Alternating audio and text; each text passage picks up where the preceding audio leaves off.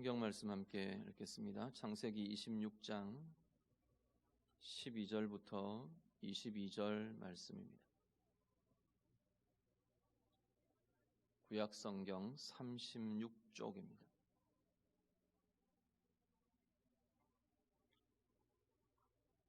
창세기 26장 12절에서 22절 말씀 다 같이 읽겠습니다. 이삭이 그 땅에서 농사하여 그 해에 100배나 얻었고 여호와께서 복을 주심으로 그 사람이 장대하고 왕성하며 마침내 거부가 되어 양과 소가 떼를 이루고 종이 심히 많으므로 블레셋 사람이 그를 시기하여 그 아버지 아브라함 때에 그 아버지의 종들이 판 모든 우물을 막고 흙으로 메웠더라. 아비멜렉이 이삭에게 이르되 내가 우리보다 크게 강성한즉 우리를 떠나라. 이삭이 그곳을 떠나 그랄 골짜기에 장막을 치고 거기 거류하며 그 아버지 아브라함 때에 팠던 우물들을 다시 팠으니 이는 아브라함이 죽은 후에 블레셋 사람이 그 우물들을 메웠음이라. 이삭이 그 우물들의 이름을 그의 아버지가 부르던 이름으로 불렀더라. 이삭의 종들이 골짜기를 파서 샘 근원을 얻었더니 그랄 목자들이 이삭의 목자와 다투어 이르되 이 물은 우리의 것이라 하매 이삭이 그 다툼으로 말미암아 그 우물 이름을 에색이라 하였으며 또 다른 우물을 팠더니 그들이 또 다툼으로 그 이름을 신나라 하였으며 이삭이 거기서 옮겨 다른 우물을 팠더니 그들이 다투지 아니하였으므로 그 이름을 르호봇이라 하여 이르되 이제는 여호와께서 우리를 위하여 넓게 하셨으니 이 땅에서 우리가 번성하리로다 하였더라. 아멘. 오늘 설교 말씀은 우리 박성훈 선교사님 말씀을 전해 주시겠습니다. 화요일 이제 선교사 파송식을 가졌고요. 이제부터는 선교사로 사역을 시작하시게 되었습니다. 국내에서 준비 기간들을 좀 가지시게 될 거고 내년 중으로 아마 과테말라 선교 현장으로 온 가족이 들어가시게 될 겁니다. 오늘 우리 말씀 통해서 하나님 은혜를 함께 나누는 시간이 되실 수 있기를 바라고요. 우리 선교사님과 또 사역과 가정 위해서 계속해서 기도해 주시기를 바랍니다. 우리 선교사님 나오셔서 말씀 전해 주시겠습니다.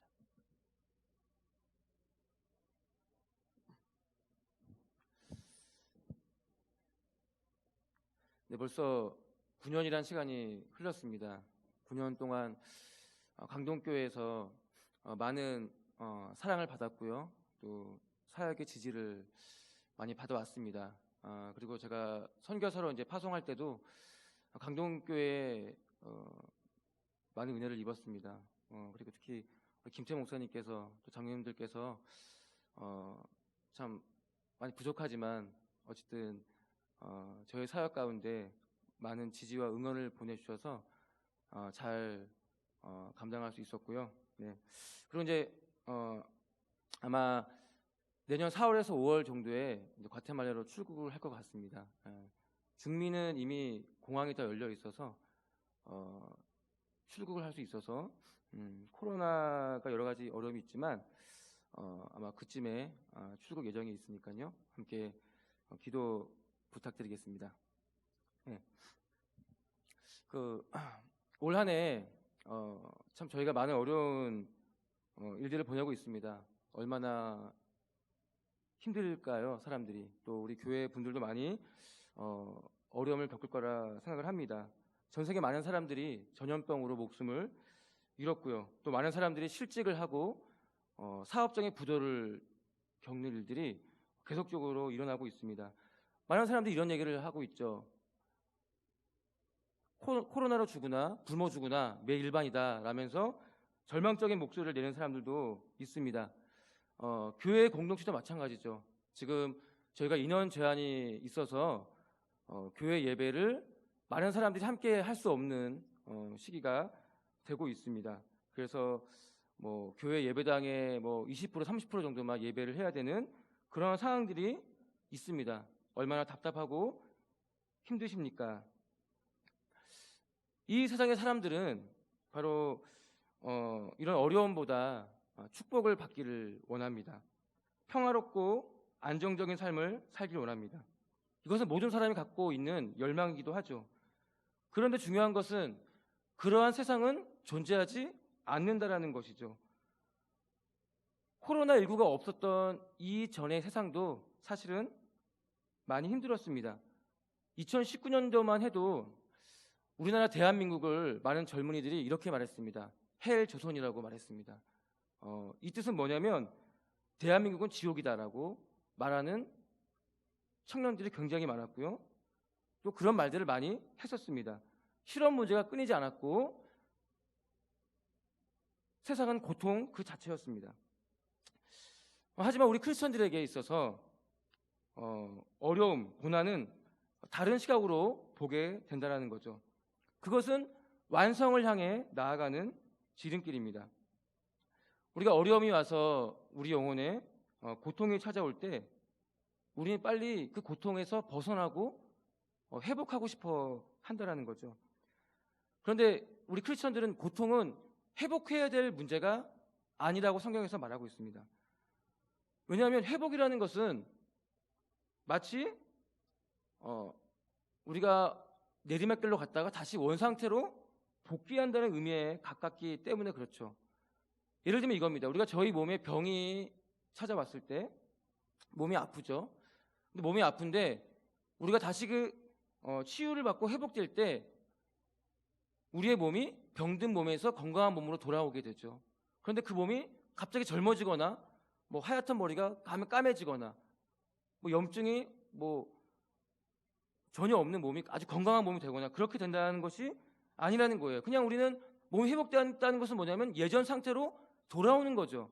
그래서 우리 크리스천들에게 있어서 회복이라는 말보다는 완성을 향해 나아간다라는 의미가 더 가깝다라는 거죠. 그러니까 고난과 고통은 우리를 단지 회복시키는 것에서 끝나는 것이 아니라 완성을 향해 나아가게 해준다는 겁니다. 그러니까 더 나은 사람, 더욱 주님을 닮은 사람으로 완전히 다른 사람으로 우리를 앞으로 나아가게 해주는 것이 바로 고난과 고통이라는 겁니다. 저는 오늘 말씀을 통해서 하나님의 약속이 어떻게 한 사람에게 성취되어가는 것을 보려고 합니다. 하나님의 약속은 저절로 이루어지지 않습니다. 반드시 많은 갈등과 고난, 고통을 통해서 그 약속이 이루어진다는 것이죠. 우리에게 하나님의 약속이 성취되려면 우리는 그에 합당한 사람으로 나아가야 합니다. 그런 합당한 사람이 되기 위해서는 하나님께서 우리에게 많은 갈등과 고난을 주신다는 거죠. 그래서 그 약속이 이루어지기에 합당한 사람, 성숙한 사람으로 우리를 만들어 주시기 위해서 고난을 허락하신다는 겁니다. 그래서 그 고난을 통과한 자에게만, 그 고난을 이겨낸 사람에게만 바로 그 하나님의 약속을 경험할 수 있는 특권이 이루어진다는 것입니다. 오늘 우리 창세기 26장에는 이삭의 이야기가 나오죠. 우리가 알고 있을 때 이삭이라는 사람은 아무런 어려움 없이 살아간 사람이라고 잘 알고 있어요. 우리가 성경에서 아브라함이나 야곱, 요셉을 보게 되면 파란만장한 삶을 살게 되었다는 것을 보게 됩니다. 그들에게 많은 고난이 있었어요. 하지만 우리는 이삭을 생각했을 때 이삭은 평탄하게 살았다고 우리는 생각을 하게 되는데요. 우리는 창세기 26장을 보면서 이 짧은 한 장을 보면서 이삭이 얼마나 많은 고난의 세월과 어려움의 세월들을 보냈는지에 대해서 아주 축약되게 나와 있습니다. 저는 창세기를 보면서 좋아하는 인물들이 있어요. 아마 대부분 성도님들은 창세기를 보면 좋아하시는 인물들이 있을 거예요. 뭐 아브라함이나 요셉이나 뭐 이런 분들을 좋아할 텐데 저는 노아를 좋아합니다. 예, 특이하죠? 그리고 노아를 좋아하지만 또 한편으로 좋아하는 사람이 있는데 바로 이삭의 아내 리브가를 저는 되게 좋아합니다. 성경에 많이 나오지 않는데요. 공부하다 보면 리브가가 굉장히 정말 대단한 여자더라고요. 우리 성경에 보면 남성들이 많이 나오는데 여성들은 조금 나오죠. 그런데 여성들의 믿음이 굉장히 큰 것을 우리 성경을 통해서 보게 되는데, 특히 저는 이삭의 아내 리브가를 굉장히 좋아합니다. 그래서 자연스럽게 이삭에 대해서 공부하다 보면 이삭이 선교사의 모델인 것을 저는 많이 보게 되었어요. 정말 이삭은 선교사구나.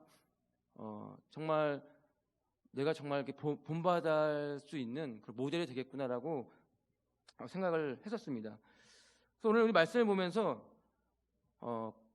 이삭이 불신자들의 세상 속에서 어떻게 크리스천의 삶을 살았는지, 또 불신 세상이 크리스천에게 주는 고난과 핍박을 어떤 방식으로 견뎌야 했는지, 또한 어려운 세상살이를 통해서 그는 어떻게 그 어려운 세상살이의 고통들을 감내해 냈는지에 대해서, 또 어떻게 승리했는지에 대해서 우리는 그 이삭의 삶을 보면서 알 수 있다라는 겁니다. 그래서 오늘 창세기 26장의 이삭의 삶을 보면서 그런 동일한 은혜를 누리시기를 바라겠습니다.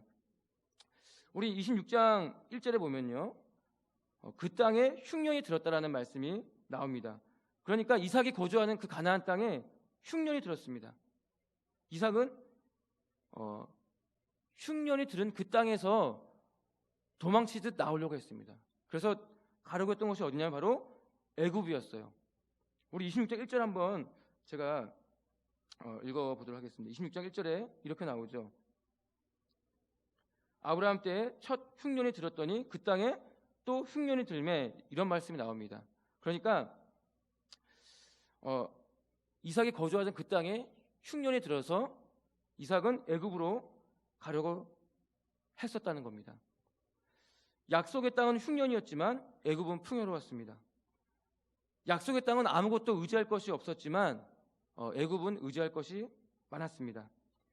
그래서 이삭은 풍요로운 애굽으로 떠나라고 했었다는 겁니다. 창세기 26장 2절 우리 다 함께 읽어보도록 하겠습니다. 창세기 26장 2절입니다. 다 함께 읽도록 하도록 하겠습니다.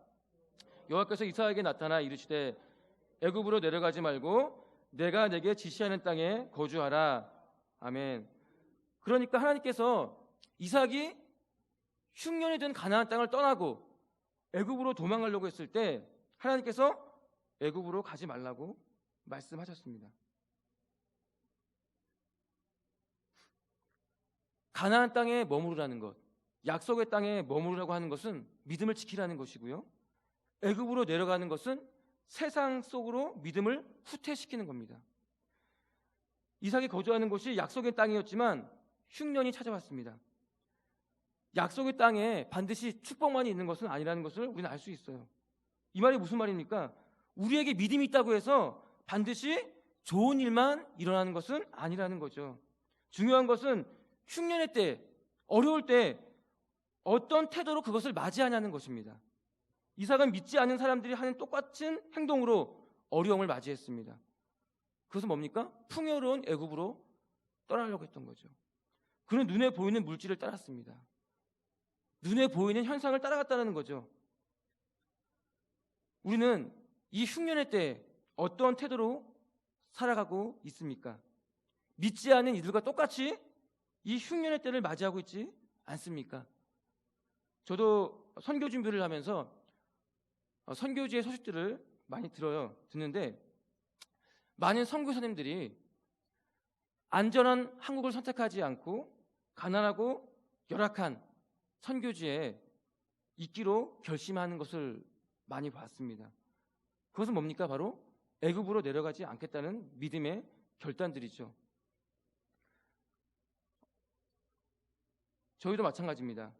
저희가 방역에 최대한 협조를 하지만 정말 어쩔 수 없는 상황을 제외한다면 편안한 온라인보다 현장에 와서 직접 예배를 하는 것이 현명한 선택이라고 생각합니다. 물론 국가의 방역에 최대한 협조를 해야 되겠죠. 안전보다 불편함을 선택해야 되겠죠. 합리적이고 이성적인 판단보다, 그것도 중요하지만 때로는 저희가 무모하지만 위험한 선택도 할 수 있어야 한다고 생각을 합니다. 그러니까 우리가 이 어려울 때, 이 흉년의 때에 어떻게 믿음으로 사는지를 우리가 돌아보고 생각을 해야 된다는 것입니다. 오늘 이삭은 하나님의 말씀에 순종했습니다. 그는 애굽으로 내려가지 않고 블레셋 땅에 거주하기로 선택을 합니다. 그런데 이삭은 순종했지만 어려움이 찾아와요. 근데 그 어려움이 뭐냐면 바로 블레셋 왕 아비멜렉의 핍박이 시작되는 겁니다. 그러니까 믿지 않는 사람에 의해서 핍박을 받는 겁니다. 우리 창세기 26장 12절부터 우리 16절 다시 한번 우리 읽어보도록 하겠습니다. 창세기 26장 12절부터 16절입니다. 우리 함께 읽도록 하겠습니다. 창세기 26장 12절부터 16절입니다. 이삭이 그 땅에서 농사하여 그 해에 100배나 얻었고 여호와께서 복을 주심으로 그 사람이 창대하고 왕성하여 마침내 거부가 되어 양과 소가 떼를 이루고 종이 심이 많으므로 블레셋 사람이 그를 시기하여 그 아버지 아브라함 때에 그 아버지의 종들이 판 모든 우물을 막고 흙으로 메웠더라. 아비멜렉이 이삭에게 이르되 내가 우리보다 크게 강성한즉 우리를 떠나라. 아멘. 이제 아비멜렉의 핍박이 시작됩니다. 이삭은 순종했습니다. 하나님 말씀에 따라 살아왔어요. 그런데 오히려 어려움이 찾아오는 겁니다. 그 당시 우물은 고대 근동 지방에서 생계를 유지할 수 있는 유일한 수단이었습니다. 물을 마시지 않으면 살 수가 없잖아요. 그래서 우물은 굉장히 중요한 의미인 건데 그것을 빼앗는 거예요. 그래서 우물을 덮고 흙으로 메우고 그곳에 살 수 없게끔 만들어 버리는 겁니다. 이 우물을 빼앗기지 않으려면 이삭과 아비멜렉은 전쟁을 해야 됩니다. 블레셋과 이삭이 전쟁을 해야 되는 거죠. 그런데 이삭은 싸우지 않습니다. 오히려 우물을 계속 빼앗기죠. 우물을 계속 주게 됩니다. 무려 3번이나 우물을 파게 되는 거죠. 그 당시 우물을 파는 것은 쉽지 않았습니다. 우물을 판다고 해서 물이 나오는 것은 아니죠. 그렇다고 오늘날처럼 첨단 기기가 있는 것도 아니기 때문에 우물을 빼앗긴다는 것은 굉장히 어려움에 생계를 보장할 수 없는 아주 어려운 현실이었습니다. 하지만 그는 우물을 줘버립니다. 또 빼앗기고 주고 빼앗기고 주고 결국 이삭은 변방으로 쫓겨나게 됩니다. 참 이상하죠. 이삭은 하나님의 말씀에 순종해서 애굽으로 떠나지 않았습니다. 가나안 땅에 머물기를 결심했습니다. 흉년의 땅에 머물기를 결심했어요. 그런데 그 순종의 결과가 어떻습니까? 그 순종의 결과가 축복이 오는 것이 아니라 오히려 괴롭히고 빼앗기고 당하는 쫓겨나는 결과를 당한다는 겁니다.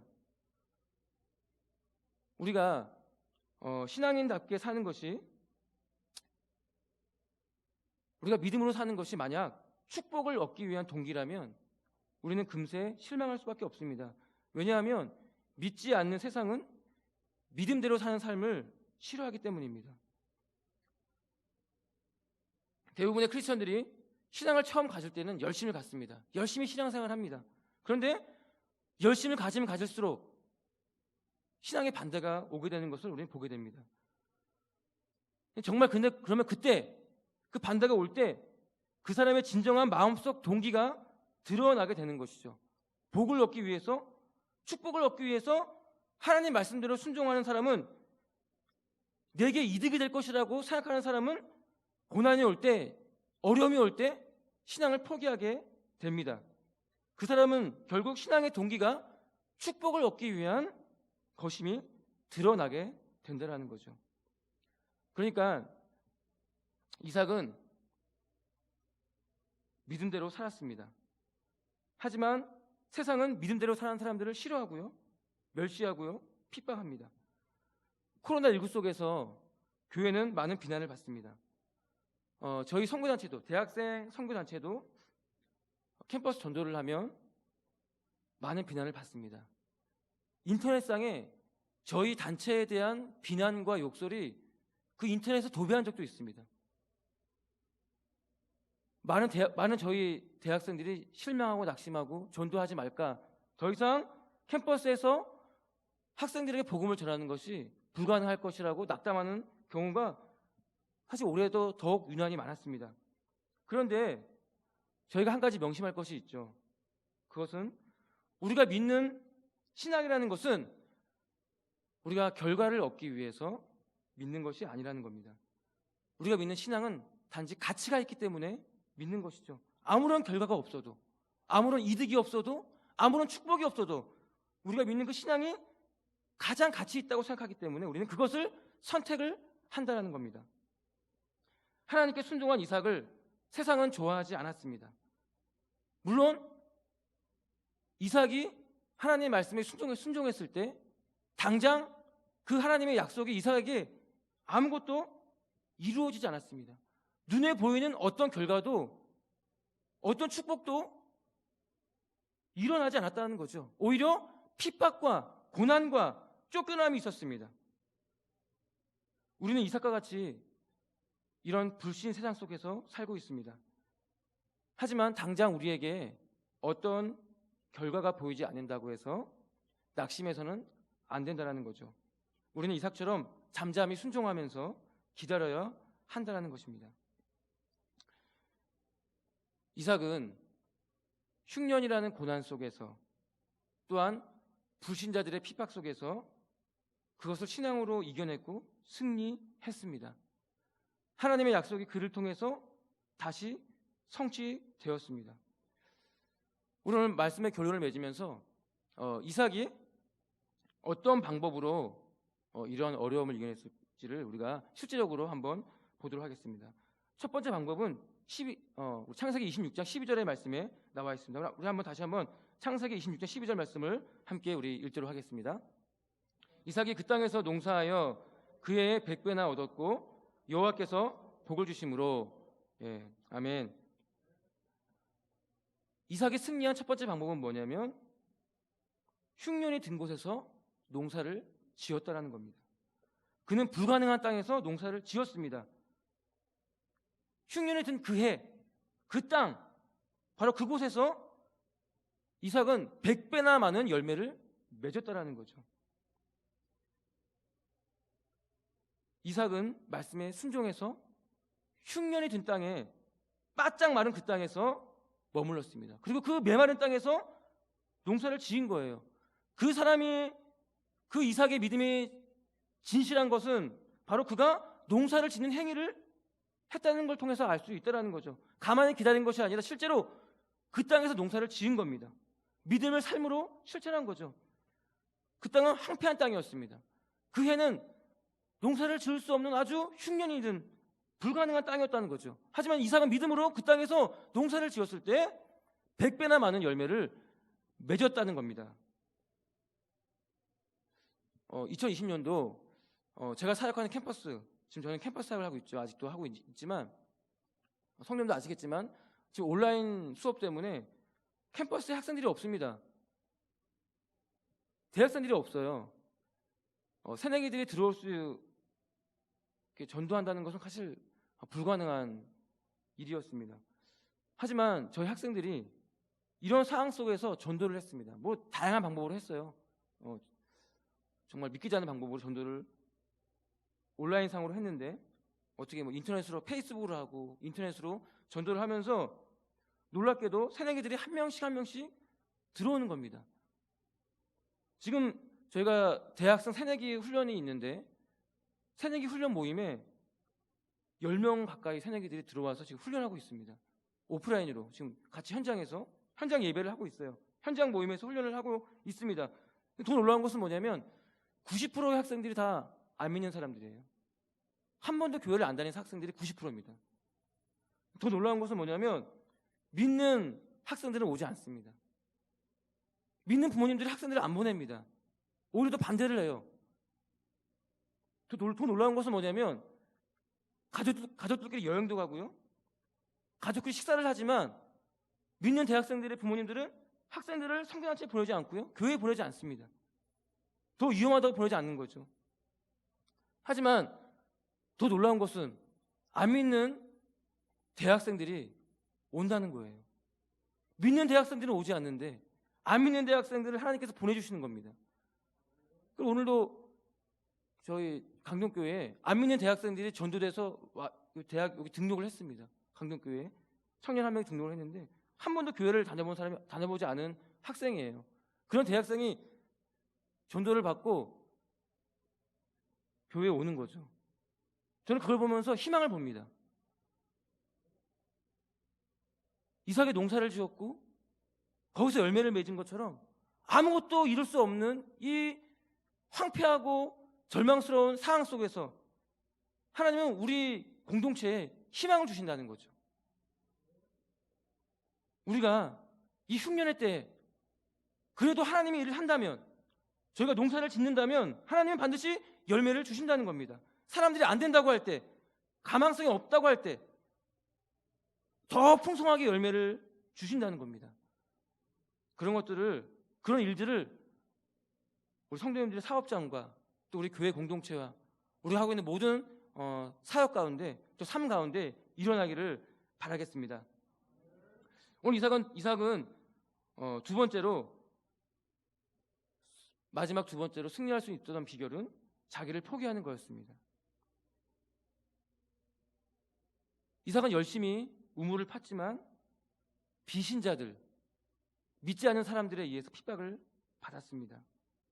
믿지 않는 세상에서 믿음으로 산다는 것은 바로 오늘과 같은 핍박과 방해를 각오할 수밖에 없다라는 거죠.